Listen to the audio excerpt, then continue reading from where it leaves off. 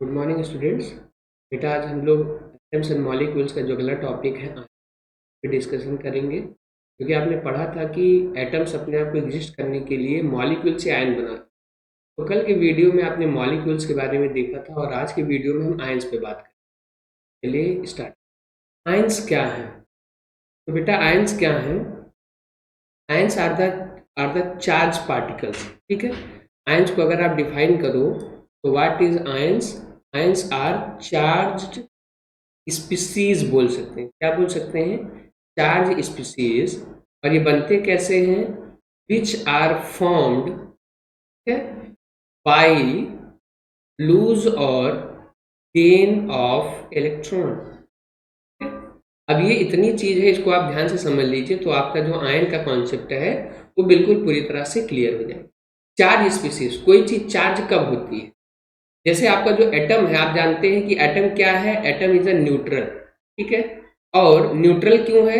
क्योंकि जो number of proton है और नंबर ऑफ इलेक्ट्रॉन है वो दोनों क्या है बेटा? They are equal to each other.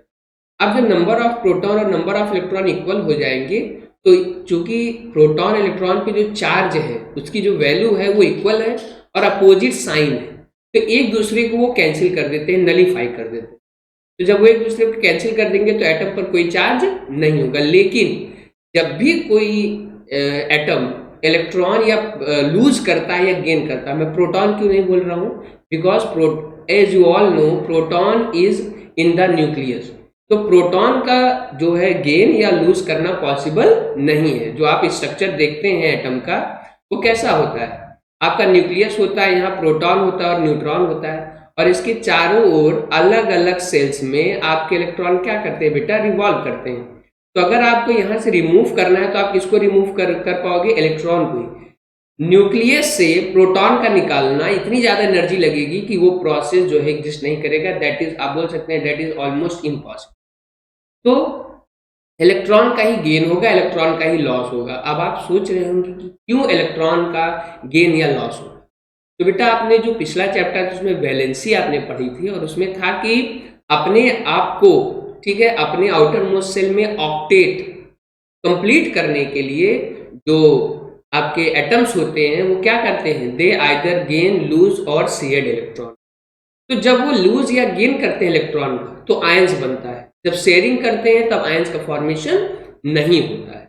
जैसे मॉलिक्यूल जब बनता है तो उसमें देखिए इलेक्ट्रॉन की क्या होती है? शेयरिंग होती है, उसमें लूज या गेन नहीं होता। तो आयंस में आज हम पढ़ेंगे कि जब कोई एटम इलेक्ट्रॉन लूज करता है तो उसको क्या बोलते हैं? गेन करता है तो उसको। उससे पहले लूज और गेन कौन करेगा, कब करेगा? तो अगर बेटा आपको थोड़ा सा मेटल का कॉन्सेप्ट हो तो जितने भी मेटल्स हैं उनका जो इलेक्ट्रॉनिक कन्फिग्रेशन आप करोगे, जैसे आपने लिथियम का इलेक्ट्रॉनिक कन्फिग्रेशन किया 2 1, आपने सोडियम का इलेक्ट्रॉनिक कन्फिग्रेशन किया 2 8 1, आपने मैग्नीशियम का इलेक्ट्रॉनिक कन्फिग्रेशन किया 2 8 2, आप एल्युमिनियम की बात करो बेटा तो 2 8 2 3, और अगर आप पोटेशियम की या कैल्शियम की बात करोगे तो वी हैव 2 8 8 2। अब देखिए इनकी टेंडेंसी क्या है कि मेरा जो इलेक्ट्रॉनिक कन्फिग्रेशन है, लिथियम का एटम चाहता है कि मेरा जो इलेक्ट्रॉनिक कन्फिग्रेशन है वो नोबेल गैसेस तरह हो जाए, मतलब हीलियम के जैसा हो जाए। ठीक है, हीलियम का इलेक्ट्रॉनिक कन्फिग्रेशन 2, इनका देखिए पहला सेल ही आखिरी सेल है और वो पूरी तरह से फिल है। हीलियम के बाद अगर आप बात करो नियॉन का तो उसका इलेक्ट्रॉनिक कन्फिग्रेशन है 2 और 8। क्लियर है? तो ये जितने भी आपके जो ये है नियॉन के बाद आर्गन का अगर आप इलेक्ट्रॉनिक कन्फिग्रेशन देखो तो 2 8 8, तो ये जो जितने भी स्टेबल एटम है ना, जो कि जिनका एक एटम ही उनका एक मॉलिक्यूल है, जो स्टेबल है, जो एग्जिस्ट करते हैं, उनके आउटर मोस्ट में 8 इलेक्ट्रॉन्स हैं। अब इन सभी की टेंडेंसी होती है कि हमारे आउटर मोस्ट में भी 8 इलेक्ट्रॉन हो। तो 8 इलेक्ट्रॉन करने के लिए लिथियम को 7 इलेक्ट्रॉन की जरूरत होगी, जो कि काफी मुश्किल है 7 इलेक्ट्रॉन गेन करना कहीं से, या कोई ऐसा स्पीसीज होगा ही नहीं जो 7 इलेक्ट्रॉन दे सके, क्योंकि उसकी स्टेबिलिटी तब खतरे में पड़ जाएगी। इसलिए ये क्या करता है? एक इलेक्ट्रॉन का लूज कर देता है। तो जब एक इलेक्ट्रॉन कम हो जाएगा तो Li पर क्या +1 चार्ज आ जाएगा। क्यों? क्योंकि बेटा अभी तक लिथियम में इसका एटॉमिक नंबर 3 है, तो 3 इलेक्ट्रॉन थे और कितने प्रोटॉन थे? 3 प्रोटॉन थे। But after losing 1 electron 2 electron बचे हैं इसके पास, और प्रोटॉन कितने हैं? 3। मतलब एक प्रोटॉन ज्यादा है तो उसका जो चार्ज होगा वो आप +1 ऊपर लिख दो। तो ये आयंस बना, कैसे बना? Bye losing of electron. तो जो मेटल्स हैं उनकी एक डिफिनेशन भी आप बोल सकते हो, मेटल आर दोज एलिमेंट्स, ठीक है, विच लूजेस इलेक्ट्रॉन, ठीक है, to form positive ion. Clear है? अब अगर सोडियम का भी देखो तो ये 7 इलेक्ट्रॉन लेगा या 1 इलेक्ट्रॉन लूज करेगा, किसमें कम एनर्जी लॉस होगी? हम कोई भी जो वर्क करते हैं उसमें ये देखते हैं कि एनर्जी का लॉस किसमें कम हो रहा है।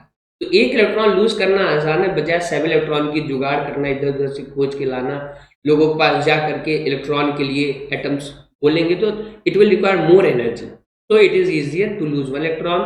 So what will be charge we have on sodium? Again on sodium we have +1 charge. What about magnesium? Similarly magnesium will have 2 plus, your aluminium will have 3 plus. तो जितने भी मेटल है, calcium क्या करेगा? ये भी 2 इलेक्ट्रॉन लूज कर देगा बेटा, तो वी हैव Ca2 प्लस। तो जो ये पॉजिटिव आयंस बन रहे हैं इनको हम लोग क्या बोलते हैं? कैटायंस बोलते हैं। उस पर आगे जो स्लाइड है उसमें बात। सिमिलरली अगर हम नॉन मेटल्स की बात करें, ठीक है बेटा, if you talk about non metals, तो नॉन मेटल जो है आपके कौन कौन से हैं? मेनली आपका बेटा ऑक्सीजन है, फिर आपका जो है नाइट्रोजन है, फिर आपका जो है फ्लोरीन है, क्लोरीन है, ये सब नॉन मेटल्स। तो ऑक्सीजन का इलेक्ट्रॉनिक कॉन्फ़िगरेशन 2 6, नाइट्रोजन का 2 5, क्लोरीन का 2 7, क्लोरीन का 2 8 7। अब देखिए ये भी चाह रहे हैं कि इनका भी इलेक्ट्रॉनिक कॉन्फ़िगरेशन नॉन मेटल्स का भी इनके जैसा हो जाए, नोबल गैसेस, क्योंकि ये जो नोबल गैसेस हैं they exist, they do not have to participate in any chemical reaction because they are stable. अब ये ऑक्सीजन को 6 इलेक्ट्रॉन लूज करेगा तो it will require lot of energy, फिर इसकी स्टेबिलिटी खत्म पड़ जाएगी ना। 6 इलेक्ट्रॉन लूज कर देगा तो 6 प्रोटॉन बढ़ जाएंगे, और 6 प्रोटॉन तो आपके 2 न्यूट्रॉन हैं, 2 इलेक्ट्रॉन हैं, उनको स्टेबल नहीं रहने देंगे, they will just attract it toward the nucleus. तो ऐसे केस में इसके पास रास्ता बचता है कि 2 इलेक्ट्रॉन कहीं से ले ले। तो जब बेटा 2 इलेक्ट्रॉन कहीं से ले लेता है तो इसका हो जाता है 2 8 इलेक्ट्रॉनिक कन्फिग्रेशन, क्योंकि 2 इलेक्ट्रॉन ले लिया इसलिए 2 निगेटिव। ये निगेटिव साइन लगी क्यों इसके ऊपर? क्योंकि पहले ऑक्सीजन में बेटा, आपके ऑक्सीजन में पहले क्या था? यहाँ देखिए ऑक्सीजन में पहले 6 इलेक्ट्रॉन थे और 6 प्रोटॉन थे। जब ये 2 इलेक्ट्रॉन ले लेगा तो 8 इलेक्ट्रॉन हो जाएंगे, and this is not equal to 6। 2 electron ज़्यादा है, इलेक्ट्रॉन का जो चार्ज है नेगेटिव दिखे। सिमिलरली नाइट्रोजन क्या करेगा? 3 इलेक्ट्रॉन ले लेगा और इस पर N3 निगेटिव। क्लोरीन 1 इलेक्ट्रॉन ले लेगा, F1 निगेटिव, और क्लोरीन भी 1 इलेक्ट्रॉन ले लेगा। तो आयंस कैसे बनते हैं? बाय लूजिंग और गेनिंग ऑफ इलेक्ट्रॉन। ठीक है। अब टाइप्स ऑफ आयन की अगर मैं बात करूं तो जो आयंस, ठीक है, जो आयंस बेटा इलेक्ट्रॉन लूज करके बनते हैं, है ना, which are formed by losing of electron, ठीक है, they are known as cation. तो जो मेटल्स हैं, मेटल जो आयन बनाते हैं वो क्या बनाते हैं? They are known as cations. और इसीलिए मेटल्स को इलेक्ट्रो पॉजिटिव एलिमेंट भी क्या कहते हैं? Electro positive element. फिर ऐसे आयंस जो इलेक्ट्रॉन को गेन करके बनते हैं, they are formed by gaining of electron, they are known as anions। और जो नॉन मेटल्स है वो क्या बनाते हैं? एनायंस बनाते हैं, and they are known as electronegative. तो ये तो बात हो गई आपके, ठीक है, आयंस की। एक हो गया कैटायंस जो इलेक्ट्रॉन लूज करके बनता है, मेटल्स बनाते हैं उनको इलेक्ट्रोपॉजिटिव एलिमेंट कहते हैं। आयंस जो इलेक्ट्रॉन लूज करके बनते हैं, गेन करके बनते हैं, they are known as anions, और वो नॉन मेटल्स कहलाते हैं। नॉन मेटल्स की प्रॉपर्टी होती है, और नॉन मेटल की इसीलिए बोला जाता है इलेक्ट्रोनिगेटिव। तो अलग अलग की बात होगी। कुछ कैटायंस मैं लिख दे रहा हूँ यहाँ पे, आपका हो जाएगा Na+, Li+, ठीक है, Mg2+, और ये सब क्या है? कैटायंस हैं, Al3+। सिमिलरली अगर मैं एनायंस की बात करूं तो एनायंस में आपके पास क्या हो जाएंगे? Cl negative, F negative, O2 negative, N3 negative, these are the anions. अब एक और लास्ट टर्म है पॉली एटॉमिक आयंस। क्या है बेटा? Poly atomic. Poly means more than one. Poly means more than one. Atomic means atoms, ion मतलब ion, मतलब एक से ज्यादा एटम्स हो और उन पर कोई चार्ज हो तो they are known as polyatomic ions. ठीक है, तो पॉलीटॉमिक आयंस की जो कुछ एग्जांपल्स आपके पास है वो है, जैसे देखिए कार्बोनेट आयन है। देखिए यहाँ एक से ज्यादा एलिमेंट एटम्स हैं, एक कार्बन का एटम है, तीन ऑक्सीजन के एटम है, और इस पर क्या चार्ज लगा हुआ है? 2 नेगेटिव। सिमिलरली NH4 पॉजिटिव, ये कौन सा आयन है? ये अमोनियम आयन।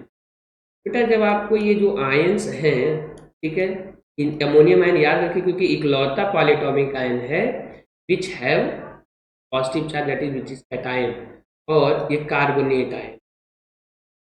तो हमारी बुक में हमको इस क्लास में कुछ 5 या 6 पॉलीटॉमिक आयंस को पढ़ना है, and with the help of this polyatomic ions and this cations and anions हम क्या बनाएंगे? कंपाउंड्स के फॉर्मूले बनाएंगे खुद से। It's a very easy, but आपको वैलेंसी याद रखनी होगी इनकी। ठीक है, कि जो ये इलेक्ट्रॉन लूज या गेन कर रही है वैलेंसी है। तो सोडियम वैलेंसी 1, वो एक इलेक्ट्रॉन लूज कर रहा है।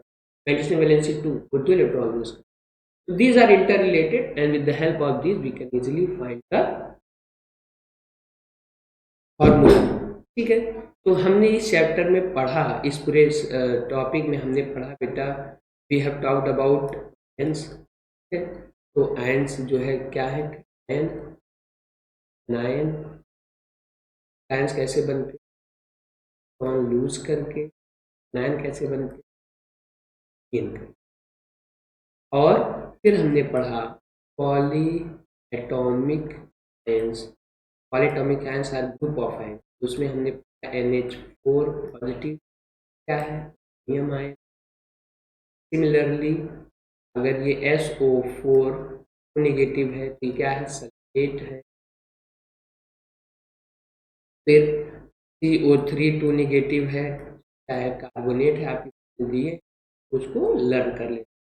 फिर नाइट्रेट आयन है NO3 1 नेगेटिव, ये कौन सा है? Nitrate ion.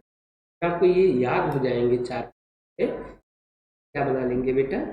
Find the. तो इस वीडियो में इतना ही। आयंस, पॉलीटॉमिक आयंस क्या करिए बेटा, याद कर लीजिए, and remember, try to remember it, but when we start making the we can easily remember. So that's all in this video.